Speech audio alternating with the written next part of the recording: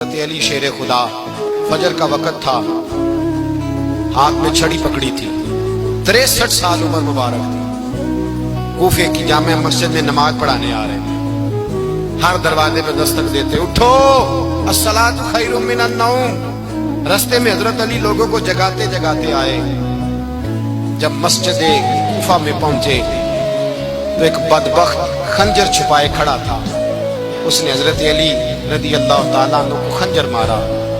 وہ دوستانہ جو 10 سال کی عمر میں شروع ہوا تھا، جب شیر خدا کو خنجر لگا تو پتہ لفظ کیا تھے؟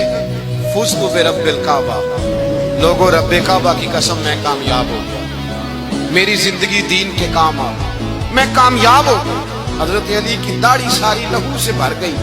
حضرت شیر خدا فرمایا کرتے تھے، ایک دفعہ میں بڑا بیمار ہوا، میرے سے اٹھ کے کھڑا نہیں ہوا جاتا تھا، حضور تیمارداری کرنے آئے تو میں نے کہا یا رسول اللہ پتہ نہیں بچوں گا کہ نہیں۔ حضور نے فرمایا علی نہیں، تو اس وقت دنیا سے جائے گا جب تیری داڑھی لہو سے رنگین ہو جائے گی۔ شیر خدا کہتے ہیں جب زخم لگا تو میں نے نیچے جھکا کر دیکھا تو داڑھی لہو سے بھری ہوئی ہے، میں نے کہا بس وہی کامیاب ہو گیا۔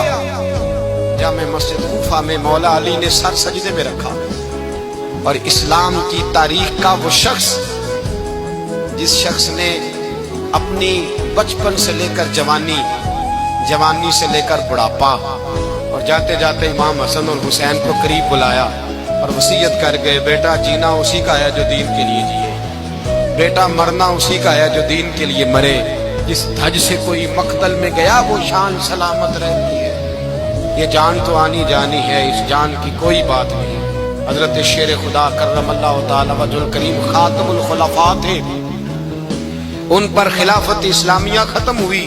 حضرت علی رضی اللہ تعالیٰ عنہ جس دن وصال ہوا، آپ کے بیٹے کہتے ہیں اس رات مولا علی نے خزانے کا مال سارا ایک رات والے تقسیم کیا، اور پھر جس جگہ مال خزانہ ہوتا تھا وہاں 2 نفل پڑھ کے کہا اے اللہ میں نے تیرے بندوں کی امانت تیرے بندوں تک پہنچا دی ہے۔ زندگی دین کے نام کر کے وہ شیر رخصت ہوئے۔